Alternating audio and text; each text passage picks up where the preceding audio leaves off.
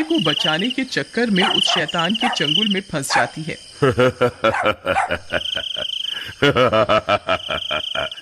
बहुत दिनों के बाद कोई शिकार हाथ लगा है।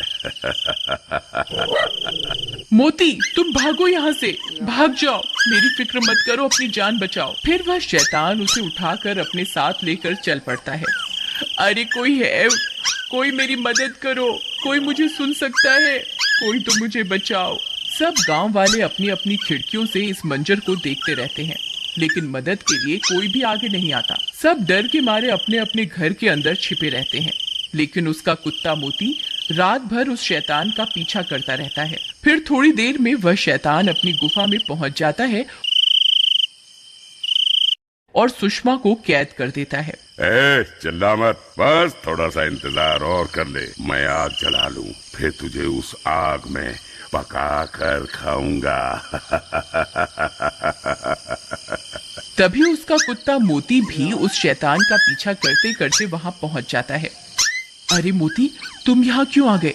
तुम यहाँ से चले जाओ, नहीं तो ये तुम्हें भी खा जाएगा। लेकिन मोती वहीं बैठ जाता है और उसके लाख बोलने के बाद भी वहां से नहीं जाता।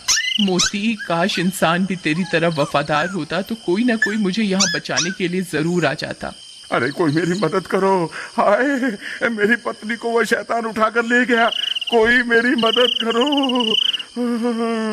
तुम्हारी कोई क्या मदद करेगा भाई, जब तुमने खुद अपनी पत्नी की मदद नहीं करी। काश तुमने अपनी पत्नी को बचाने की कोशिश की होती तो तुम्हारी हिम्मत देखकर हम भी तुम्हारी मदद करने आते। भाई मुझसे बहुत बड़ी गलती हो गई, कृपा करके मेरी मदद करो।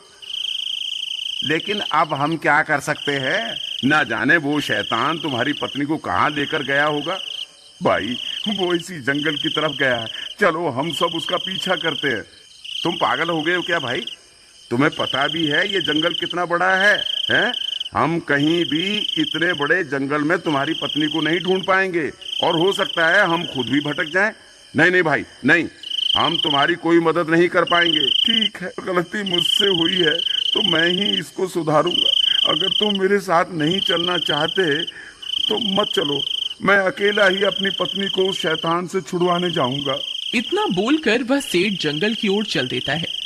मोती, तू यहाँ से चला जा, तू मेरी कोई मदद नहीं कर पाएगा, ये शैतान आता ही होगा।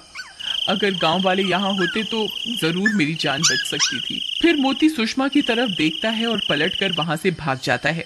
सुषमा भी मोती को भागता देख खुश हो जाती है।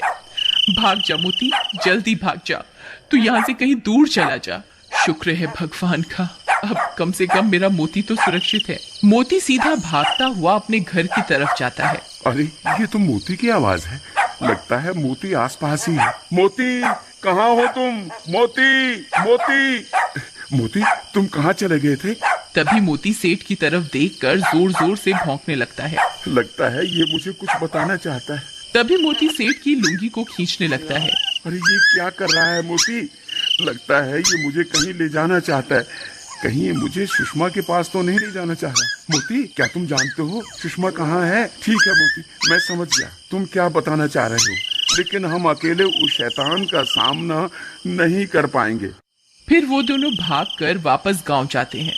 अरे भाइयों, जब वो शैतान सुषमा को उठा कर ले जा रहा था तब मोती ने उसका पीछा किया था। अब ये जानता है कि सुषमा कहाँ है। कृपा करके मेरे साथ चलो, हम सब मिलकर सुषमा को बचा सकते हैं। देखो भाई, हम तुम्हारे ऊपर तो विश्वास नहीं कर सकते, लेकिन हमें इस बेजुबान की वफादारी पर पूरा भरोसा है। हम जरूर चलेंगे, चलो अभी चलते हैं। वहीं दूसरी तरफ वह शैतान खंजर लेकर सुषमा की ओर बढ़ रहा होता है। हे ऊपर वाले, अब बस तेरा ही आसरा है, हो सके तो किसी को मेरी मदद के लिए भेज दो। तभी उसे मोती के भौंकने की आवाजें आने लगती हैं। वह शैतान भी हैरान परेशान हो जाता है। अरे मर गए रे, ये इतने सारे लोग कहाँ से आ गए? इनके हाथों में तो मशाल भी है। लगता है मुझे यहाँ से भागना ही होगा।